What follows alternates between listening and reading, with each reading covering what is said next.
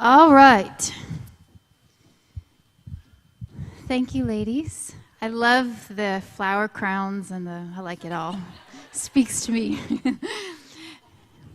So, my name is Janine. I'm a believer in Jesus, and I struggle with eating disorders and being a know-it-all. It's nice. I just realized it's been 7 months that I've been the director for Young and Alive, so I should get a chip for that. Some kind of a medal. No, I have truly, this is not an exaggeration, loved every single minute of it. And I'll put this plug in. If you feel like volunteering over there is something that you would like to do, please talk to me. I'd love to talk to you about what that looks like, because it really, really, really is inspiring. It really is. So, I'm up here to go over a couple things, allegedly, and then I'm going to get to the main event.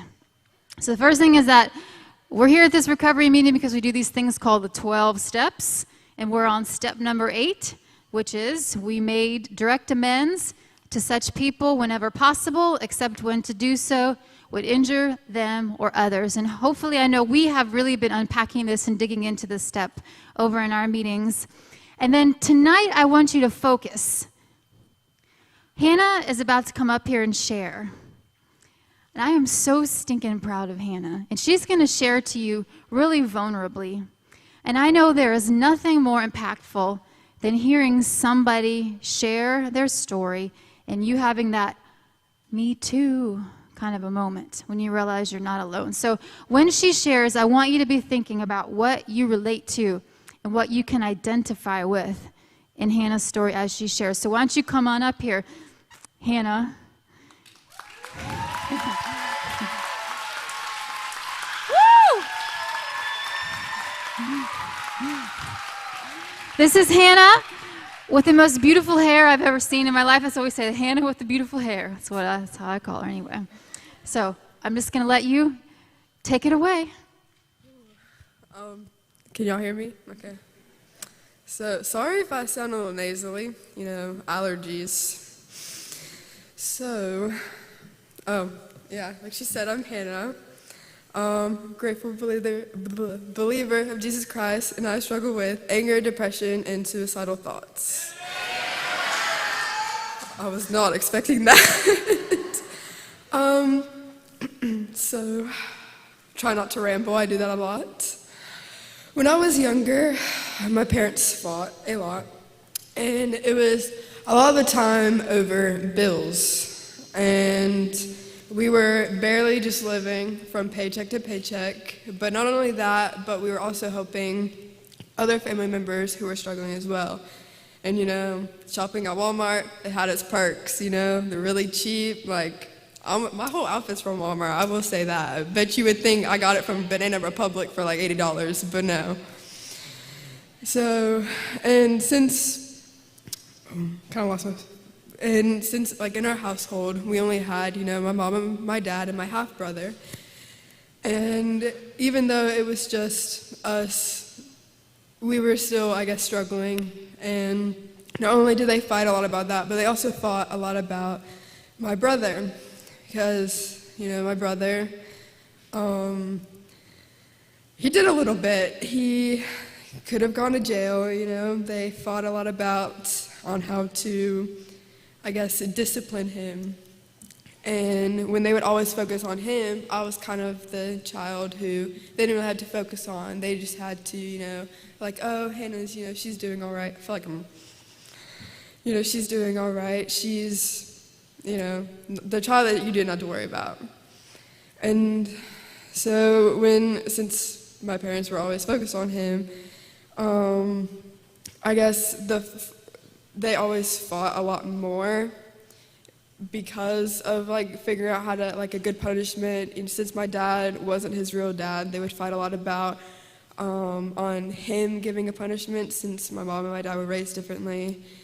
And not only did the fighting, affect me, but also affected my brother, because he had a lot of anger built up, and he took it out on me. So when I told my parents about the first incident, between me and my brother.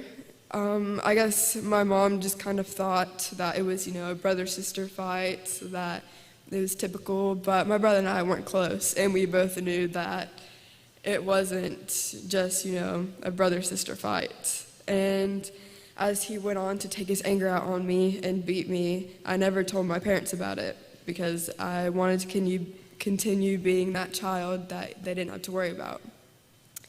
And I let a lot of anger build up towards my mom as well as my brother. And I let a lot of my anger build up towards my mom because when I told her about the first incident, she didn't do anything. And I was so mad at myself as well that I was angry at my mom because she had done so much for me, like so much for us financially. Like my parents sold their valuable stuff that meant so much to them just to pay for like our Christmas gifts and our birthday gifts. So I was always like, I wanted to be grateful, but at the same time I was mad. And I just let everything I was feeling build up and never really talked to anyone because even in like my extended family, I still had to be the person to kind of bring everyone together. And when I was in 8th grade, I was sexually assaulted and almost raped by one of my best friends who I had been like told everything to, and I never would have thought that he would have done it. And like with how much that we had talked and shared, and like I just like came together. And, he was like a brother to me, But I ended up dating him, and that happened.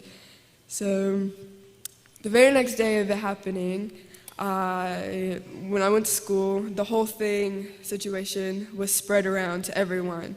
And so many people just looked at me and said I was asking for it, or said that I should have just let him, continue to do whatever he wanted, because if I didn't, then the situation wouldn't have happened, and rumors and everything wouldn't have been spread around the school.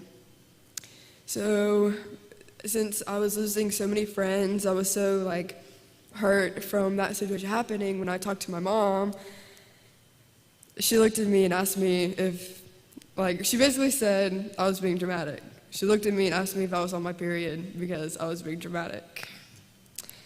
And so I was sitting in her car crying, and she asked me that, and I just let so much anger build up even more towards her. And I still just got so mad at myself because I didn't want to, be mad at her because of so much she's done for me and my family.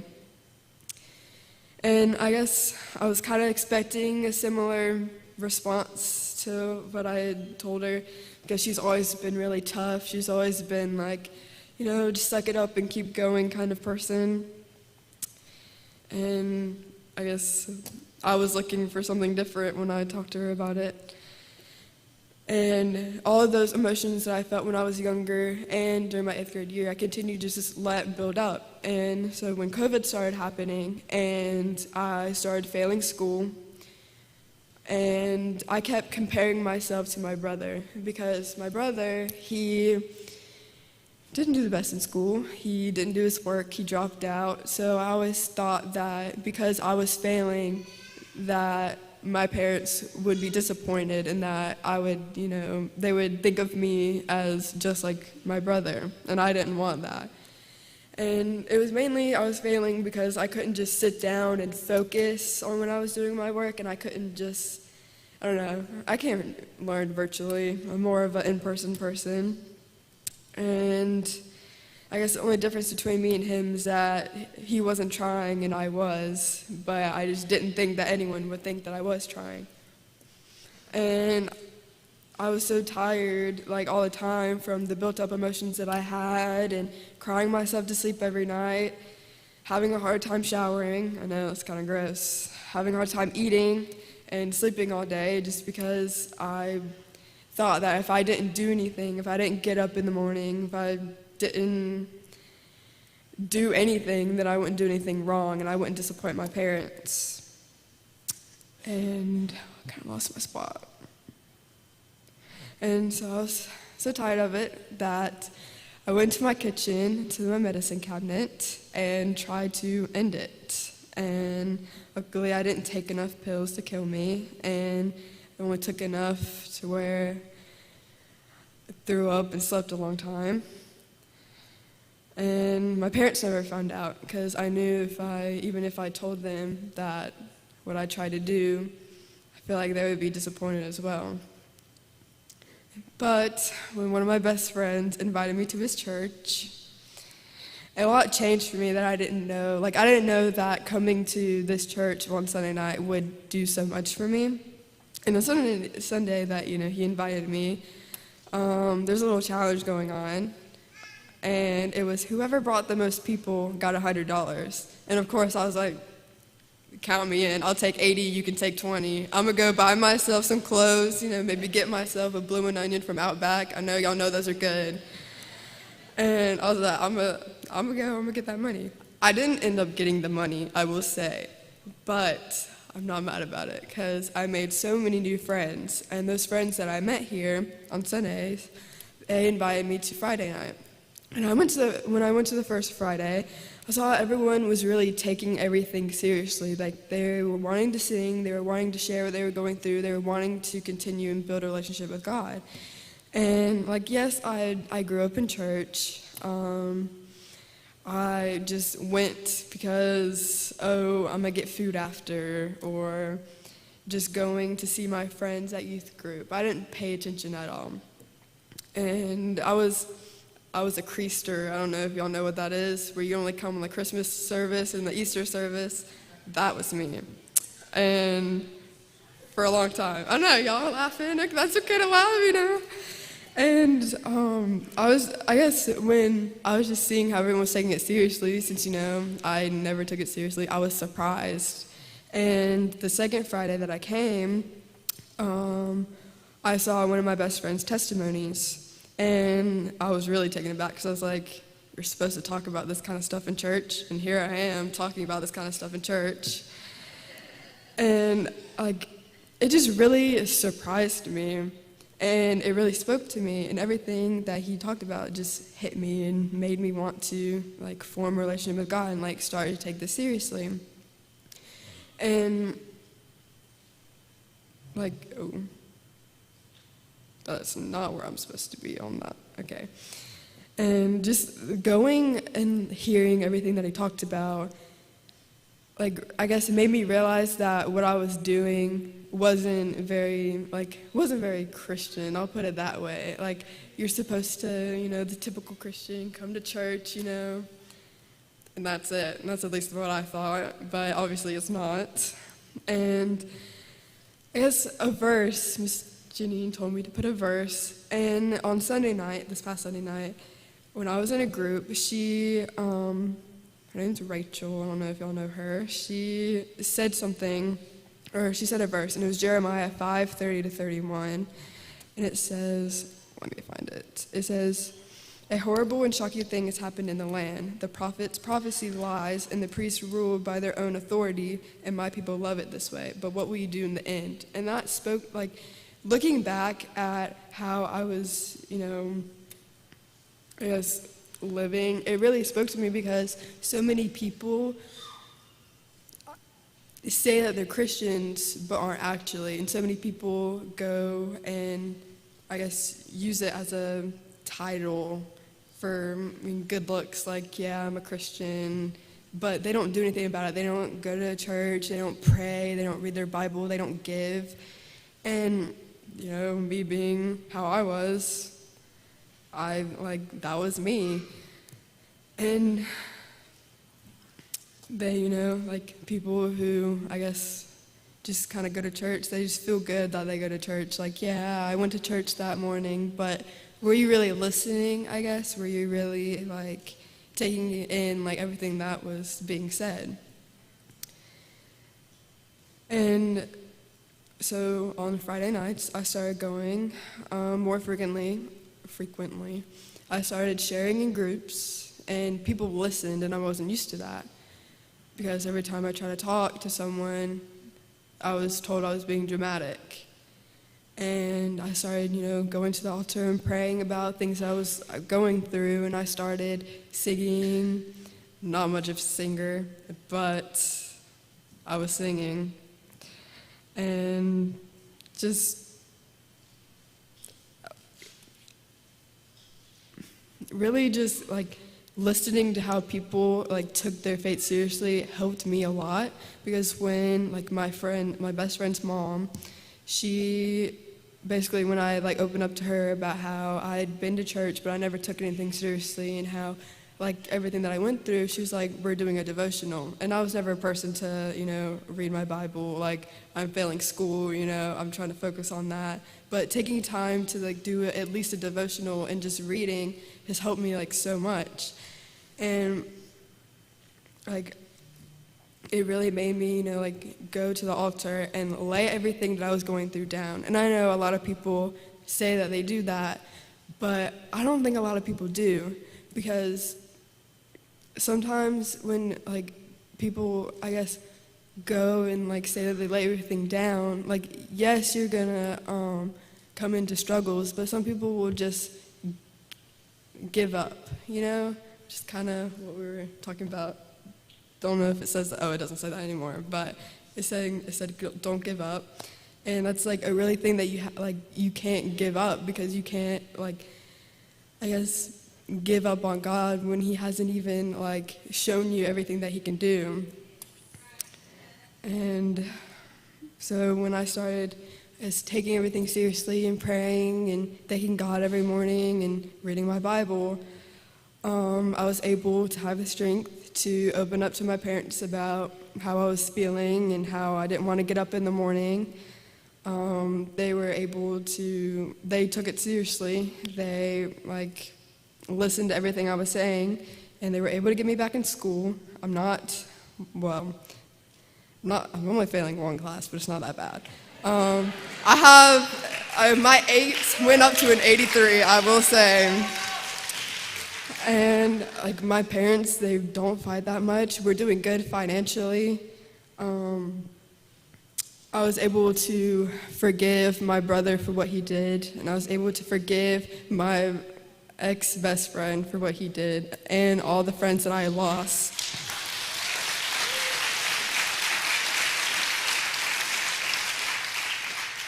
And just now being at the spot where I am and realizing that like God has done so much just recently, it really makes me like just want to be able to like share. That's what I'm doing now. But share and kind of tell how like he's affected me so much, because I'm hoping that maybe someone will at least get one thing out of it, or like see how he's worked in my life and want him to work in theirs, because that's how I was when I saw my best friend's testimony. That's what made me like want to like start a relationship with him.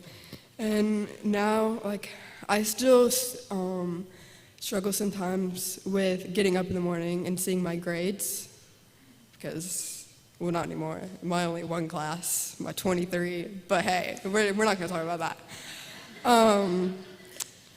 Just knowing that if I continue to like thank him every morning and continue to like serve and tell people and like read my Bible and pray, then I'm going to go the right path even if I don't know where I'm going. And just Temple just so much has done so much for me, and I never would have expected it. Like, I was coming for money and here I am. Don't know how that worked out, but it did.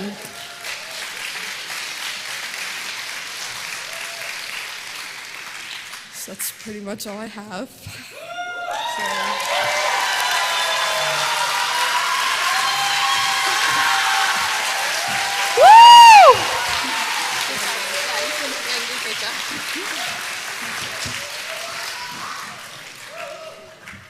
Amen.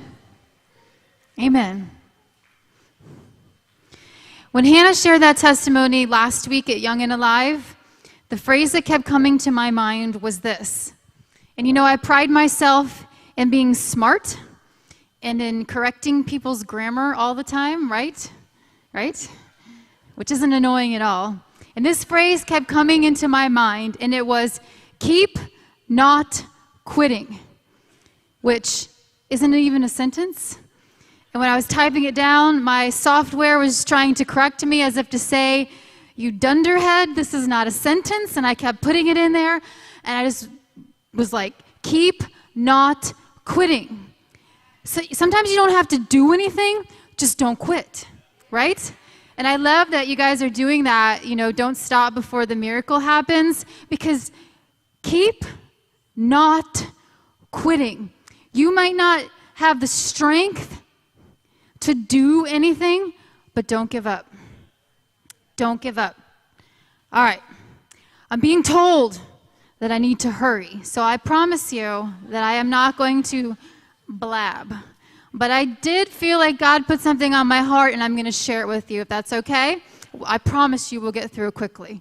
I get sick of hearing myself talk after a few minutes, so I promise you. All right, so here we are. We're wrapping up step 8. We're almost step 9. There's only 12, so we're moving along in the steps. And by now, you may be feeling like you're experiencing some change, right? You've been working the steps, experiencing some change. Maybe you're not. Because I know for me personally, it's been over 10 years ago now when I did my first 12-step study. I did this step study, which we call process groups now, and I did it, and when I finished it, I said, boy, that was a waste of time, because nothing. I felt nothing. So everybody said, you gotta just do it again. Hey, do it again. You haven't peeled your onion. You haven't done your whatever. I mean, you haven't done all these recovery slang that I didn't know at that time, but I know now. I needed to do it again. So I did it again. And after that, nothing. And that took, I'm not joking, it sounds like I'm going to give you a nice round number, 2 years of my life of showing up week after week, and at the end of it, I felt like there should have been some, like Paul on the road to Damascus moment where this light was shining down and everything became clear to me, but I felt like nothing. But let me tell you that a miracle happened all the same, because the miracle came in the fact that I didn't quit. I kept not quitting, which, while grammatically incorrect, sounds like a noble and aspirational thing, but I can assure you, in the midst of those 2 years, I felt nothing remotely like noble or aspirational. Honestly, I felt lost. Because the thing is, when you are in the middle of your story, because as you can see, I'm up here, so things worked out, right? God did show me things and things did change, but when you are in the middle of your story, you can't see the end. And those are the moments when I didn't know if I was hopelessly lost or if I was getting nearly found. Because hopelessly lost and nearly found, they feel exactly the same. So imagine you're flying in this chartered plane over the Alaskan wilderness and you crash and you're stranded and you're sitting, because you've been told when you're in the wilds, because you've watched all these National Geographic shows that my dad, people watch, all these survival shows, and you know that you're supposed to just sit tight, right? Somebody's going to come find you. Don't go wandering off. Just sit tight. So you're sitting tight, day 1, day 2, and at the end of day 2, you're overcome with despair. You're feeling, I am hopelessly lost. If help was going to come, it should have arrived by now. But little do you know, in that very moment, that 10 minutes from the minute that you are feeling like you're hopelessly lost, you're going to hear the most beautiful sound in the world, which is the sound of a helicopter coming closer and closer and closer to rescue you. You didn't know that you were nearly found. You felt like you were hopelessly lost. They feel the same. They feel the same. But let me tell you, they are not the same. Because it's how the story ends that makes all the difference. If you knew when you were sitting on that cold Alaskan mountain that 10 minutes later help was going to come, how would that change how you felt about being stuck on that mountain for 2 days? If you knew in 2 days help was going to arrive, you would sit there, and it might be hard, but you would feel like help is on the way, help is on the way, help is on the way. And you would feel like you could keep not quitting. You could sit tight and do what you're supposed to do. Now, the truth is this. You are never lost. You are never lost. You may feel like you are lost, but God always knows exactly where you are. You may feel like you've lost the person that you used to be. You may feel like you lost something along the way, but you are never lost because God is the Father that stands at the end of the road and watches for the prodigals to come home. And while they are still a long way off, he comes running. He is the finder of lost sheep, of lost coins, of lost sons. He's the finder of you. God never quits, so you keep not quitting. All right, band, come on up here. Come on up here. Kyler, they're coming. I'm doing it. John is just shaking his head. This is what comes. See, over in Young and Alive, I say things like, I will take you down with my bare hands if you don't sit quietly and listen. Or I will have somebody come, and I can't say those things to you because you're adults, right? But we're almost there. So I want you to lock in, right? We're almost there. We're almost there. Okay. So as far as anyone knows, there has only ever been one day in the last 2,000 years when every single human being on the face of the earth felt like they were truly, hopelessly lost. There was literally not one person on the face of the earth who believed that Jesus was alive. And this day is Saturday, the day after Jesus was crucified. The disciples had just seen Jesus, along with all of their hopes and dreams, crucified and buried in the ground. And when they woke up on that Saturday morning, they woke up to silence. They woke up to feeling like they were hopelessly lost. All the people who were screaming for Jesus to be crucified had gone their ways, and they were left quiet and alone. We hear a lot about Good Friday, we hear a lot about Easter, and rightfully so, but what we're going to talk about today is the middle of that story, and it's a 3-day story. Saturday is the day after you finish your process group, and you say, I don't feel any different. I thought something was supposed to happen. Saturday is the day after you've prayed as hard as you can in silence. Saturday is the day after your dream has died and you wake up the next morning and somehow you're alive, and you say to yourself, I don't know how I'm supposed to move on from this. What do I do? You're in the middle where you don't know if you're hopelessly lost or you're nearly found. That's Saturday. Every single testimony is a Saturday, really, truly, right? It's like the beginning and the end, and all of these moments in between when you keep not quitting. That's what Hannah shared tonight. When she experienced these setbacks, and in between the time when things resolved themselves, there were a lot of days where she kept not quitting. This is a theme that we find throughout the Bible. 3-day stories. This is the stuff that gets me excited. Jesus rose from the grave on the 3rd day. Joseph released his traitorous brothers from an Egyptian prison on the 3rd day. Abraham was provided with the sacrificial lamb to spare his son Isaac on the 3rd day. Esther fasted and prayed and found favor with the king on the 3rd day. Rahab told the Israelite spies, hide out for 3 days, and in the 3rd day, you'll be saved. 3-day stories. But just like with us and our stories, even in the Bible, when you are in the middle of a 3-day story, you don't know you're in a 3-day story. For all you know, it's a 1-day story. And that's where you're going to be stuck. And maybe you are feeling that tonight. I know I've spoken with enough of you that you feel like you're stuck having the same fight with your ex every single week when they come to pick up the kids. You are stuck with the same feelings of depression. You are stuck in the same 1-day story and nothing is changing. But I want to tell you, my friends, you are not in a 1-day story. You are in a 3-day story, and we know what happens on the 3rd day, don't we? We know what happens on the 3rd day.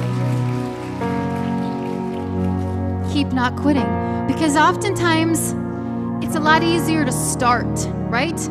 When you come running up and you take your surrender chip and you give it to God because you're sick and tired of it and you just want to begin and get on with it. But it's in those moments, those months and years even afterwards, when you're just in the thick of it and you have to make the decision to keep not quitting, that's when things sometimes go off the rails, right? And maybe that's you. You feel like you're hanging on by a thread and you're trying your best to keep not quitting, but nothing is changing.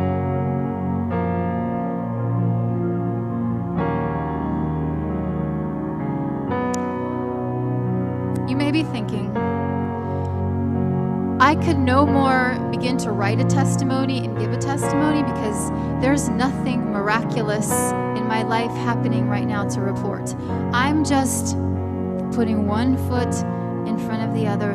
But I want to tell you that it's just as much of a miracle when you make a decision to keep not quitting as it is when you come up here and get your 1-year coin. And I'm going to tell you why, and this is my final thing. I'm going to tell you why it's a miracle, and it has everything to do with Jesus. And I'm going to preach, so just be prepared, all right? Just be prepared. It's going to happen. It's easy for us to see the miracle in Jesus' story in moments like the beginning, on Christmas, in a manger, because there's angels filling the skies and there's a star put up there and we can see that it's the beginning and God is Emmanuel. He's with us. It's a miracle and we can see it. It's easy for us to see the miracle on Easter Sunday because God himself got up and walked out of that tomb. It's even somewhat easy for us to see the miracle in the crucifixion when the Son of the living God willingly gave his life for us. But it's really hard to see the miracle in Saturday. The miracle of Saturday is that the eternal Son of the living God lays dead. Because Jesus did not defeat death by making himself immune to it, by becoming invincible to death. Jesus defeated death by submitting to it. Therefore, if we can find Jesus in a manger, if we can find Jesus in an empty tomb, if we can find Jesus in a cross, if we can find him in a grave, if we can even find him in death, where can you not find Jesus? Where can you not find him? When will he not turn up? He can turn up on Saturday in death and in the quiet, in the silence, and God will stop at nothing to turn up in your life. So take heart. Therefore, though you may feel like you are right now in the valley of the shadow of death, your feelings do not have the final word on how your story is going to end. Jesus does.